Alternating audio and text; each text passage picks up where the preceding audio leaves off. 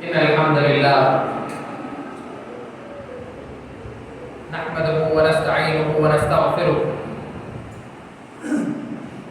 ونعوذ بالله من شرور أنفسنا ومن سيئات أعمالنا من يهده الله فلا مضل له ومن يضلله فلا هادي له وأشهد أن لا إله إلا الله وحده لا شريك له وأشهد أن محمدًا عبده ورسوله أما بعد فإن خير الحديث كتاب الله وخير الهدي هدي محمد صلى الله عليه وسلم وشر الأمور محدثاتها وكل محدثة بدعة وكل بدعة ضلالة وكل ضلالة في النار. يا أيها الناس اتقوا ربكم الذي خلقكم من نفس واحدة وخلق منها زوجها وبث منهما رجالا كثيرا ونساء واتقوا الله الذي تساءلون به والأرحام إن الله كان عليكم رقيبا. فأعوذ بالله السميع العليم من الشيطان الرجيم. بسم الله الرحمن الرحيم. قاف والقرآن المجيد بل عجبوا أن جاءهم منذر منهم فقال الكافرون هذا شيء عجيب أئذا متنا وكنا ترابا ذلك رجع بعيد قد علمنا ما تنقص الأرض منهم وعندنا كتاب حفيظ بل كذبوا بالحق لما جاءهم فهم في أمر مريج أفلم ينظروا إلى السماء فوقهم كيف بنيناها وزيناها وما لها من فروج والأرض مددناها وألقينا فيها رواسي وأنبتنا فيها من كل زوج بهيج تبصرة وذكرى لكل عبد منيب ونزلنا من السماء ماء مباركا فأنبتنا به جنات وحب الحصيد والنخل باسقات لها طلع نضيد رزقا للعباد وأحيينا به بلدة ميتا كذلك الخروج كذبت قبلهم قوم نوح وأصحاب الرس وثمود وعاد وفرعون وإخوان لوط وأصحاب الأيكة وقوم تبع كل كذب الرسل فحق وعيد أفعينا بالخلق الأول بل هم في لبث من خلق جديد. وقال الله تبارك وتعالى قل إن كنتم تحبون الله فاتبعوني يحببكم الله. سورة آل عمران آية نمبر 31. وقال النبي صلى الله عليه وسلم روى عن أنس بن مالك وأبو هريرة رضي الله تعالى عنه قال النبي صلى الله عليه وسلم لا يؤمن أحدكم حتى أكون أحب إليه من ولده ووالده والناس أجمعين. صحیح بخاری. تمام قسم کی تعریفیں کبریائی، بڑائی، بزرگی، پاکی، ہر قسم کی حمد و ثنا، ہر قسم کی عزت، ہر قسم کا شرف و وقار صرف اور صرف اس اللہ وحدہ لا شریک کے لیے لائق و زیبا ہے جو اس روئے زمین کا خالق ہے، رازق ہے، مالک ہے، مالک دونوں جہاں ہے. وہی ہے جس نے اس روئے زمین پر انسانوں کی ہدایت کے لیے پے در پے انبیاء علیہ السلام کو مبعوث فرمایا. بے شمار درود و سلام ہو تمام انبیاء علیہ السلام پر جنہیں اللہ رب العزت نے اس روئے زمین پر لوگوں کی رشد و ہدایت کے لیے بھیجا تھا. اس کے بعد خصوصاً میرے اور آپ کے نبی جناب محمد رسول اللہ صلی اللہ علیہ وسلم اور ان کے اصحاب پر جن کی وجہ سے، جن کی محنتوں کی وجہ سے اللہ کی مدد کے بعد یہ دین آج ہم تک صحیح سالم پہنچا ہے. محترم حاضرین،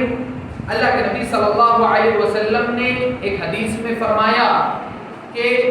بخیل ہے وہ شخص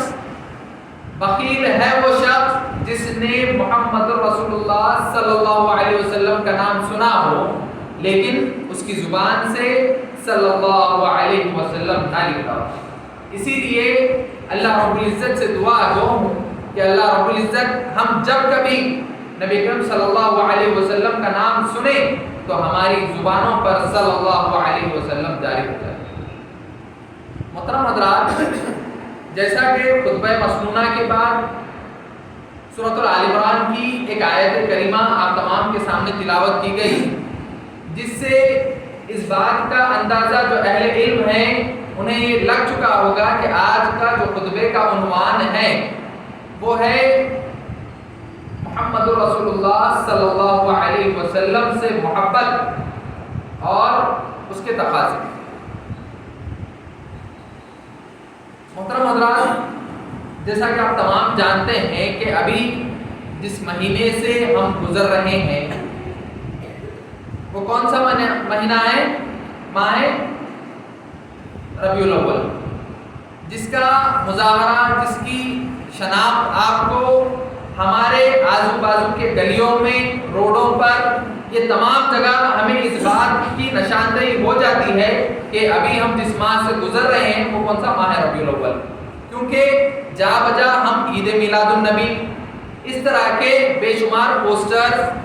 اور لوگوں سے اس کی باتیں سنتے رہتے ہیں اور بعض جگہ تو اس کا چندہ بھی جمع کیا جاتا ہے۔ محترم حضرات، تو جو یہ لوگ کہتے ہیں کہ ہم اللہ کے نبی صلی اللہ علیہ وسلم سے محبت کرتے ہیں، اللہ کے نبی صلی اللہ علیہ وسلم سے ہماری محبت ہے، دلی شوق ہے، تو ذرا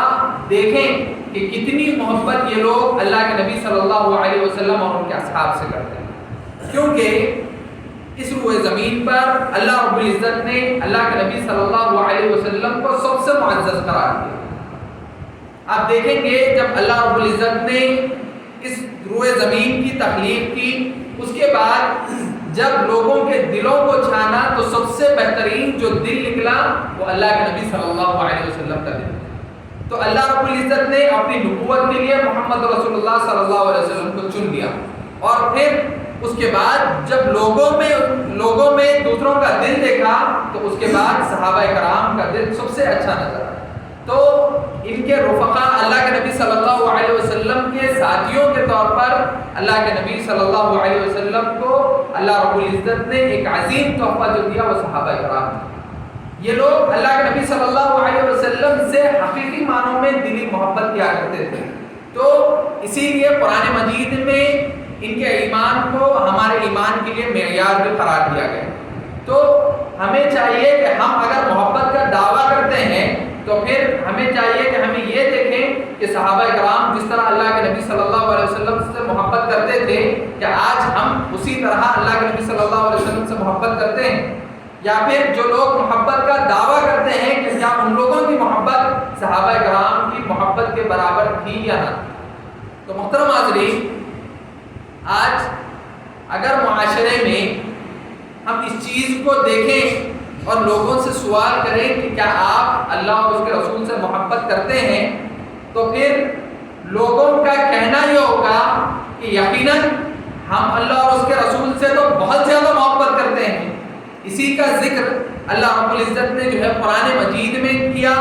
اور اللہ رب العزت اس بات کو بخوبی جانتے تھے کہ لوگ یہ دعویٰ تو کریں گے کہ ہم اللہ اور اس کے رسول سے محبت کرتے ہیں، کیونکہ صرف اور صرف یہ لوگ نہیں، آپ کی اب آنے والے لوگ نہیں، بلکہ اس سے پہلے جو لوگ گزرے ہیں یہ لوگ بھی اس طرح کا دعویٰ کیا کرتے تھے۔ تو اللہ رب العزت نے اس مثال کو قرآن مجید میں بیان فرمایا۔ سورہ آل عمران آیت نمبر 31 میں اللہ رب العزت کیا کہتا ہے کہ اللہ کے نبی صلی اللہ علیہ وسلم کو حکم دیتے ہوئے اللہ رب العزت کہتا ہے، قل، اے اللہ کے نبی صلی اللہ علیہ وسلم آپ لوگوں کو بتا دیں، آپ لوگوں سے کہہ دیں، ان کنتم تحبون اللہ، اگر تم یہ دعویٰ کرتے ہو کہ تم اللہ سے محبت کرتے ہو، اللہ سے محبت کرتے ہو، اللہ سے بہت زیادہ محبت کرتے کرتے ہو اور اللہ رب العزت کے لیے تمہارے دل میں محبت ہے تو اللہ کے نبی صلی اللہ علیہ وسلم اللہ رب العزت حکم دے رہے ہیں کہ کہہ دو قل ان کنتم تحبون اللہ فاتبعونی، تم میری اتباع کرو، فاتبعونی، تم میری اتباع کرو۔ اللہ رب العزت یہاں پر جو ہے یہاں سب سے پہلا حکم جو دیا جا رہا ہے کہ اگر تم اپنے دعوے میں سچے ہو، اگر تم اپنے دعوے میں سچے ہو، تم کہتے ہو کہ ہم اللہ رب العزت سے محبت کرتے ہیں، اللہ سے بہت زیادہ ہمیں دلی شغف ہے، اللہ رب العزت سے ہمارا تعلق بہت گہرا ہے، آج دیکھیں گے ہر کوئی اپنے خدا سے بہت زیادہ محبت کرتا ہے، اسی طرح اللہ رب العزت کہتے ہیں کہ تم اگر اللہ سے محبت کرتے ہو نا تو فاتبعونی، تو تم کس کی اتباع کرو؟ اللہ کے نبی صلی اللہ علیہ وسلم کی اتباع کرو۔ یہ ہے پیمان۔ اب اس کو رکھ کر ہم دیکھیں گے کون ہیں جو اللہ کے نبی صلی اللہ علیہ وسلم کی حقیقی معنوں میں اتباع کرنے والے۔ اللہ کے نبی صلی اللہ علیہ وسلم کی ایک حدیث، اللہ کے نبی صلی اللہ علیہ وسلم کہتے ہیں کہ صلو کما رأیتمونی اصلی، کہ تم نماز اسی طرح پڑھو جس طرح تم نے مجھے پڑھتے ہوئے دیکھا۔ اب اس حدیث کو جب ہم سنتے ہیں تو ہمارا عمل کیا ہونا چاہیے؟ ہمارا عمل کیا ہونا چاہیے کہ ہم کتاب و سنت کی طرف رجوع ہوں، جا کر دیکھیں، حدیث کی کتابوں میں دیکھیں کہ اللہ کے نبی صلی اللہ علیہ وسلم نماز کا طریقہ کیا ہے۔ کیا ہم نے کبھی یہ کوشش کی اللہ کے نبی صلی اللہ علیہ وسلم سے، یا پھر اللہ کے نبی صلی اللہ علیہ وسلم سے ہو، یا پھر اللہ رب العزت سے جب ہم محبت کا دعویٰ کرتے ہیں اور اللہ رب العزت نے یہ پیمانہ بنا دیا کہ تم اگر محبت کا حقیقی معنوں میں دعویٰ کرتے ہو تو تمہیں کیا کرنا چاہیے؟ تمہیں جو ہے اللہ کے نبی صلی اللہ علیہ وسلم کی اطاعت کرنی چاہیے۔ اب ہمارا یہ معمول ہونا چاہیے کہ جو لوگ محبت کا دعویٰ کرتے ہیں ان لوگوں کو چاہیے کہ وہ اس حدیث کو پیمانہ بنائیں اور آ کر دیکھیں کہ اللہ کے نبی صلی اللہ علیہ وسلم کس طرح نماز پڑھا کرتے ہیں۔ کیا ہم نے یہ کوشش کی؟ کیا ہمارے دوست و احباب جو اس چیز کی دعوت دیتے ہیں، ہم سے چندہ وصول کرتے ہیں اور بے شمار چیزیں کہتے ہیں کہ ہم اللہ کے نبی صلی اللہ علیہ وسلم سے حقیقی معنوں میں محبت کرتے ہیں، تو پھر کیا یہ لوگ یہ کام کرتے ہیں؟ ذرا غور کرنے کا موقع، ذرا سوچیں کہ کیا یہ جو دعویٰ کیا جا رہا ہے یہ حقیقی معنوں میں سچا دعویٰ ہے؟ چلیے یہ بات چھوڑ دیں، اس کے بعد یہ تو ایک معاملہ ہے، اس کو آگے بڑھتے ہوئے اللہ کے نبی صلی اللہ علیہ وسلم نے کہا کہ کل بدعۃ ضلالہ وکل ضلالۃ فی النار، کہ ہر بدعت گمراہی ہے اور ہر گمراہی جہنم میں لے جانے والی ہے۔ اب محبت رسول صلی اللہ علیہ وسلم کے نام پر جو بدعات کیے جاتے ہیں، جو بدعات کیے جاتے ہیں، کیا حقیقی معنوں میں دین میں اس کا کوئی حصہ ہے؟ اگر دین میں اس کا کوئی حصہ ہوتا تو کیا صحابہ کرام کو اس بات کا علم نہیں تھا؟ کیا اللہ کے نبی صلی اللہ علیہ وسلم نے اس بات کو کہنا بھول گئے؟ اللہ کے نبی صلی اللہ علیہ وسلم سے غلطی ہو گئی؟ کیا اس طرح کا کوئی معاملہ ہے؟ جبکہ اللہ رب العزت خود قرآن مجید میں اس بات کو کہتا ہے کہ الیوم اکملت لکم دینکم واتممت علیکم نعمتی ورضیت لکم الاسلام دینا، کہ آج ہم نے اپنے دین کو مکمل کر دیا، اور اللہ کے نبی صلی اللہ علیہ وسلم کو بھی اس بات کی گواہی دی کہ آج ہم نے دین کو مکمل کر دیا اور تمہارے لیے تمام نعمتوں کو جو ہے ہم نے کھول دیا۔ تو اللہ کے نبی صلی اللہ علیہ وسلم سے کیا اس بات کی بھول ہو گئی تھی کہ اللہ کے نبی صلی اللہ علیہ وسلم نے بات کہنا چھوڑ گئے؟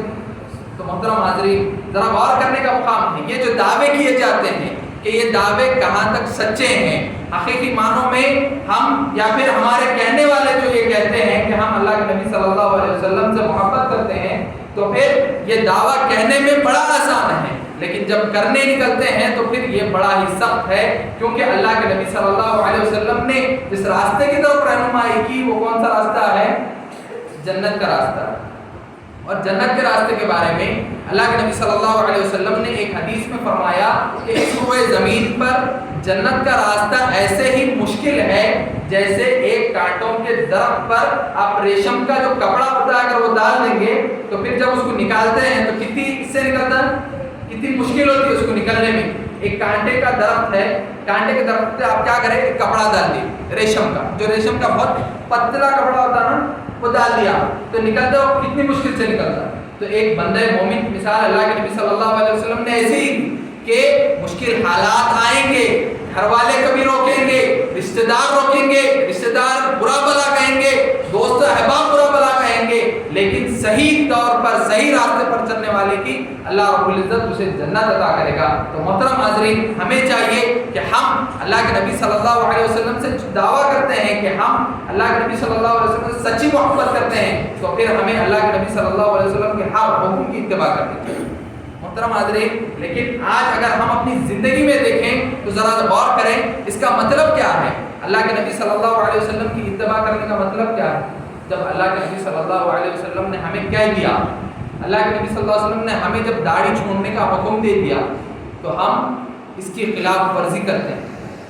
اگر اس کے باوجود ہم اللہ کے نبی صلی اللہ علیہ وسلم کی اتباع کرنے کا ہم اگر دعویٰ کرتے ہیں, جب اللہ کے نبی صلی اللہ علیہ وسلم جو ہے داڑھی چھوڑنے کا حکم دیتے ہیں, تو اگر ہم اس کے بعد بھی اپنی داڑھی کو موڑتے ہیں یا پھر شیپ میں لاتے ہیں, کٹ کرتے ہیں, تو یقین جانیں یہ اللہ کے نبی صلی اللہ علیہ وسلم کی اتباع نہیں.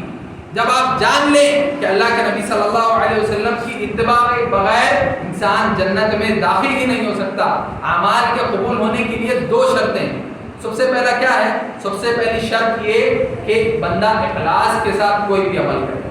اخلاص کا مطلب کیا ہے؟ اخلاص کا مطلب یہ ہے کہ بندہ ایک چھوٹا ہی عمل کیوں نہ کر رہا ہو. مثال کے طور پر ایک بندہ 1 روپیہ صدقہ کرتا ہے, 1 روپیہ صدقہ کر رہا ہے, لیکن اگر اس کی نیت میں یہ فطور ہو کہ میں یہ جو صدقہ کر رہا ہوں, یہ جو غریب کو دے رہا ہوں, لوگ یہ کام مجھے دیکھیں اور دیکھ کر لوگ میری واہواہی کریں, تو پھر یہ اس کا عمل قابل قبول نہیں. اگر کوئی بندہ چھپتے چھپاتے 1 روپیہ بھی اگر اللہ رب العزت کی راہ میں اللہ کو راضی کرنے کے لیے اگر خرچ کرتا ہے, تو یقیناً اس بندے کا اس اخلاص کی وجہ سے اللہ رب العزت اس بندے کو جنت عطا کر سکتا ہے. پہلی شرط تو یہ ہے کہ بندہ اخلاص کے ساتھ عمل کرے. دوسرا یہ کہ بندہ اللہ کے نبی صلی اللہ علیہ وسلم کے بتائے ہوئے طریقے پر عمل کرے. اللہ کے نبی صلی اللہ علیہ وسلم کے بتائے ہوئے طریقے پر عمل کرے. جب تک اس طریقے پر عمل نہیں کرے گا, بندہ اس وقت تک کامیاب نہیں ہو سکتا. تو محترم حاضرین, جب ہم نے اس چیز کو جان لیا کہ اللہ کے نبی صلی اللہ علیہ وسلم کی اتباع ہمارے لیے لازم ہے, تو ہم ذرا صحابہ اکرام کی زندگی میں ذرا غور کریں. صحابہ اکرام کی زندگی میں آئیے دیکھتے ہیں کہ وہ لوگ کس طرح اللہ کے نبی صلی اللہ علیہ وسلم کی اتباع کو اپنے پر واجب قرار دیتے ہیں. کس طرح اللہ کے نبی صلی اللہ علیہ وسلم کے زبان سے کسی لفظ کا نکل جانا ان کے لیے اس بات کو کر دینے کا حکم ہوا کرتا تھا. ذرا غور کریں, راوی حدیث انس بن مالک و ابو ہریرہ رضی اللہ تعالیٰ عنہ بیان کرتے ہیں کہ اللہ کے نبی صلی اللہ علیہ وسلم نے فرمایا, لا یؤمن احدکم حتی اکون احب الیہ من ولدہ ووالدہ والناس اجمعین, کہ تم میں سے کوئی بندہ اس وقت تک کامل مومن نہیں ہو سکتا. اب یہاں پر ذرا غور کرنے کا مقام یہ ہے کہ کامل مومن سے کیا مراد ہے؟ بھائی مومن ہونا کافی نہیں ہے کیا؟ ایک بندہ ایک مسلمان ہے جو اللہ رب العزت کے ساتھ کسی کو شریک نہیں کرتا, 5 وقتہ نمازیں ادا کرتا ہے, جو احکامات اللہ رب العزت نے اسے جیسے سال میں رمضان کے روزے رکھنا فرض قرار دیا, رمضان کے روزے رکھتا ہے. اگر یہ بندہ ان تمام چیزوں کو مکمل طور پر ادا کر لیتا ہے تو کیا وہ بندہ مومن نہیں ہوتا؟ مومن ہونا کافی نہیں ہے. کامل مومن سے مراد یہ ہے کہ اس کا ایمان مکمل ہو جائے گا, اور قیامت کے دن جیسے بندوں کے کچھ گناہ کی وجہ سے اللہ رب العزت عذاب بھی دیتا ہے, ایک مومن ہونے کے باوجود بھی انسان ہونے کی حیثیت سے اس سے کافی سارے گناہ ہو جاتے ہیں. اس پر جو عذاب دیا جاتا ہے وہ عذاب ایک کامل مومن کو نہیں دیا جاتا.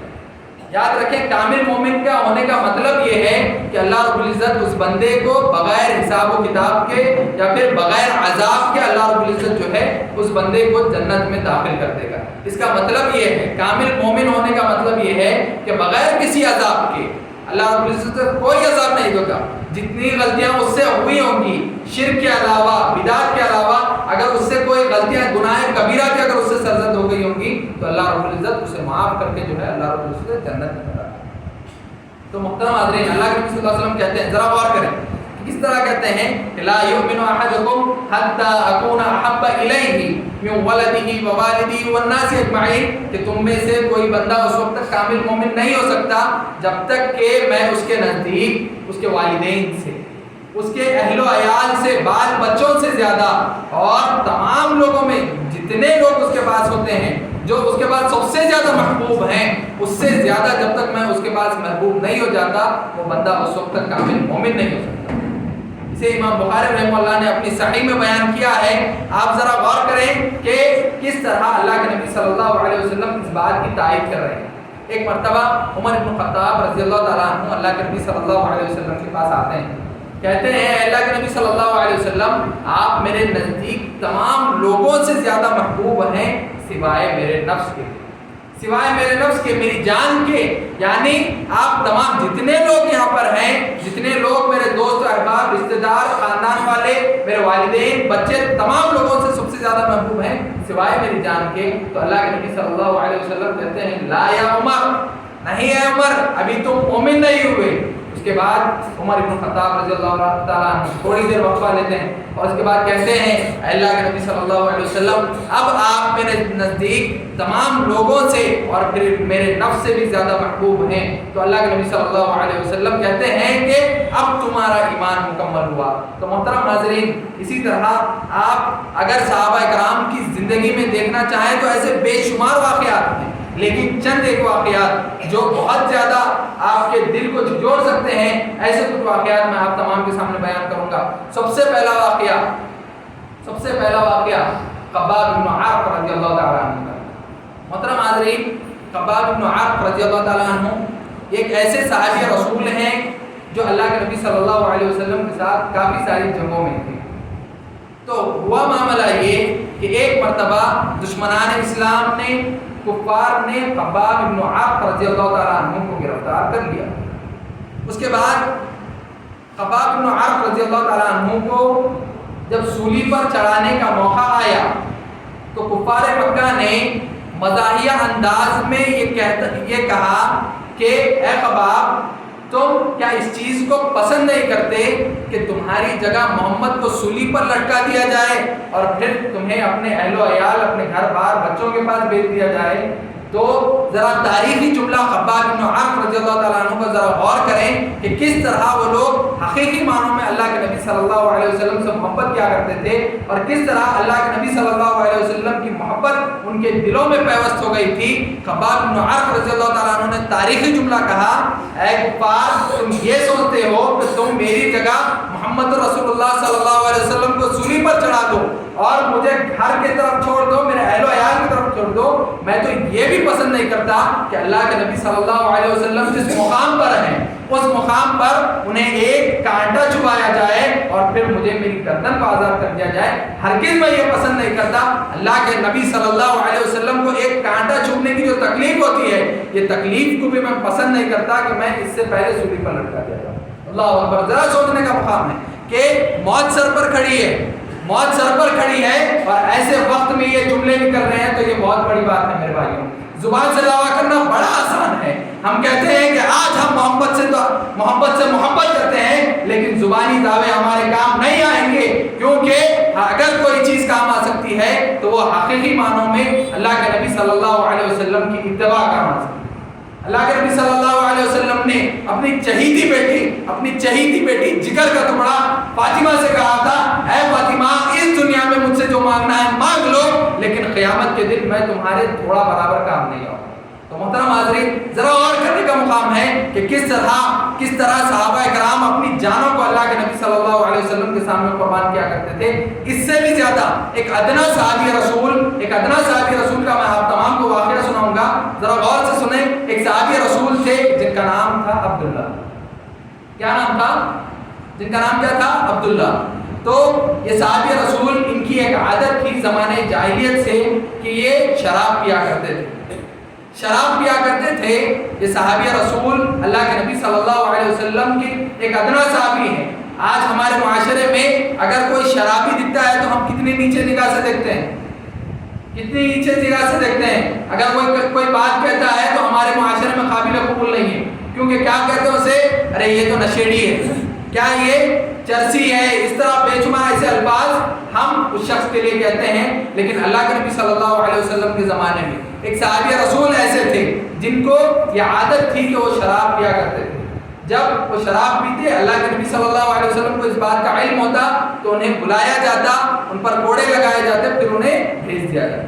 ایک مرتبہ ایسا معاملہ ہوا، کوڑے لگائے اور بھیج دیے. دوسرا معاملہ پھر دوبارہ جب انہوں نے شراب پی، اللہ کے نبی صلی اللہ علیہ وسلم کو معلوم ہوا، لے کر آیا گیا، دوبارہ کوڑے لگائے گئے، بھیجا گیا. تیسری مرتبہ جب لایا گیا اور پھر وہ شراب پیے ہوئے تھے تو دوسرے صحابہ کرام جس میں عمر بن خطاب رضی اللہ تعالیٰ عنہ اور دیگر صحابہ کرام بھی تھے جنہوں نے انہیں برا بھلا کہنا شروع کر دیا. تو اللہ کے نبی صلی اللہ علیہ وسلم نے انہیں روک دیا کہ اے میرے صحابہ تم انہیں کچھ مت کہو، بس تمہیں جو حکم دیا گیا ہے کہ تمہیں کوڑے لگانا ہے، کوڑے لگاؤ اور پھر واپس بھیج دو. اس کے بعد وہ صحابی رسول ایک مرتبہ بازار میں جا رہے تھے. انہوں نے دیکھا کہ ایک چادر بڑی اچھی چادر ہے، دکھنے میں بہت اچھی ہے اور ایسی ہے کہ اگر کوئی اسے اوڑھ لے یا پھر پہن لے بہت ہی خوبصورت نظر آئے گا. جب انہوں نے یہ چیز دیکھی اور انہوں نے پوچھا کہ اس کا کیا بھاؤ ہے، کیا خریداری ہے اس کی، تو جب اس نے ریٹ بتایا تو انہوں نے کہا کہ اس چادر کو میں خرید لوں گا. ٹھیک ہے، جب انہوں نے چادر لے لی اس کے بعد اس تاجر کو کہا کہ آؤ میرے پیچھے آؤ. تو چلتا گیا، چلتے چلتے اللہ کے نبی صلی اللہ علیہ وسلم کے گھر پر پہنچتے ہیں اور کہتے ہیں، دروازہ کھٹکھٹاتے ہیں اور جب اللہ کے نبی صلی اللہ علیہ وسلم باہر نکلتے ہیں دیکھتے ہیں اے عبداللہ کیا بات ہے؟ تو کہے کہ اے اللہ کے نبی صلی اللہ علیہ وسلم یہ چادر ہے، یہ میں نے دیکھا بازار میں بڑی اچھی چادر نظر آئی مجھے، اور میں نے جب یہ سوچا کہ یہ جو چادر ہے یہ اتنی اچھی ہے، اگر آپ اس کو پہنیں گے تو یقیناً آپ بڑے ہی خوبصورت اور بڑے اچھے نظر آئیں گے. میری یہ دلی خواہش تھی کہ میں آپ کو یہ چادر آپ کو ہدیے میں دوں، لیکن میرے پاس پیسے نہیں تھے، اس لیے میں نے اس تاجر سے کہا کہ تم میرے پیچھے آؤ، اور اللہ کے نبی صلی اللہ علیہ وسلم کو اس چادر کو دیا اور کہا کہ اللہ کے نبی صلی اللہ علیہ وسلم یہ میری طرف سے آپ کے لیے تحفہ ہے اور آپ جو ہے اس کی رقم اسے ادا کرتے ہیں کیونکہ میرے پاس پیسے نہیں. ذرا محبت کا انداز دیکھیں کہ کس طرح اللہ کے نبی صلی اللہ علیہ وسلم سے ایک شرابی جو اس زمانے میں ایک نیچی نگاہ سے دیکھا جاتا تھا، ایسا شخص، ایسے صحابی بھی اللہ کے نبی صلی اللہ علیہ وسلم سے کس حد تک محبت کیا کرتے تھے. جو کبار صحابہ کرام ہیں ان کی محبت کا تو مرتبہ الگ ہے، وہ لوگ اتنی زیادہ محبت کیا کرتے تھے کہ جنگ احد کے موقع پر ابو طلحہ انصاری رضی اللہ تعالیٰ عنہ کے بارے میں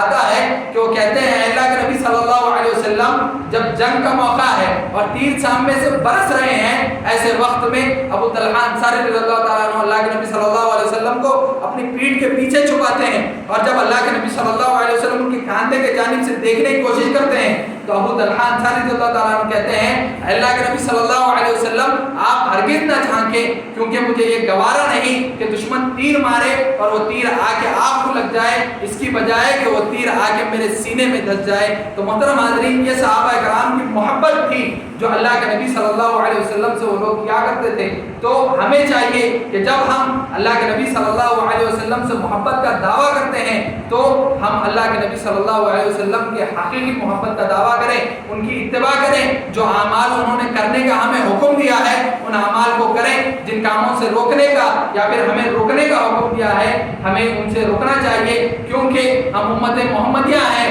ہم سب سے بہترین امت ہیں اور ہمارے پیدا کیے جانے کا ایک ہی مقصد ہے، وہ یہ ہے کہ ہم نیکی کا حکم دیں اور برائی سے روکیں. لیکن یہ جو عمل ہے آج ہم نے اس کو ترک کر دیا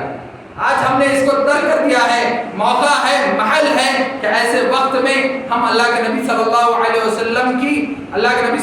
وسلم کی سیرت کو عام کریں، کوشش کریں کہ لوگوں کے سامنے اللہ کے نبی صلی اللہ علیہ وسلم کی حقیقی سیرت کو رکھیں. اللہ کے نبی صلی اللہ علیہ وسلم کی جو اسلامی تعلیمات ہیں جب آپ اس پر عمل کریں گے لوگ اس کو دیکھیں گے. یہ سب سے پہلی دعوت آپ کی ہوگی، یعنی دعوت کا سب سے پہلا مرحلہ یہ ہے کہ بندہ اور آدمی خود اس پر عمل کرے. جب وہ خود عمل کرتا ہے تو پھر سامنے والا صرف اسے دیکھ کر متاثر ہو جاتا ہے. آپ کو کسی کو دعوت دینے کی ضرورت نہیں ہے، بس ہمیں چاہیے کہ جو اعمال ہمیں کرنے کا حکم دیا گیا ہے ہم ان اعمال کو کریں اور اللہ کے نبی صلی اللہ علیہ وسلم کی حقیقی محبت کے دعوے دار بنیں. آخر میں اللہ رب العزت سے دعا کروں کہ اللہ رب العزت ہم تمام کو سننے سے زیادہ عمل کرنے اور اللہ کے نبی صلی اللہ علیہ وسلم سے حقیقی معنوں میں محبت کرنے کی توفیق عطا فرمائے. آمین یا رب العالمین. والسلام علیکم ورحمۃ اللہ وبرکاتہ.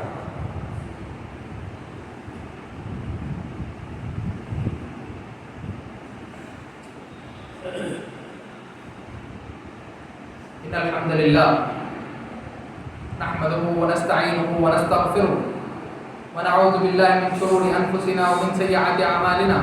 من يهده الله فلا مضل له ومن يضلل فلا هادي له واشهد ان لا اله الا الله وحده لا شريك له واشهد ان محمدا عبده ورسوله. اما بعد.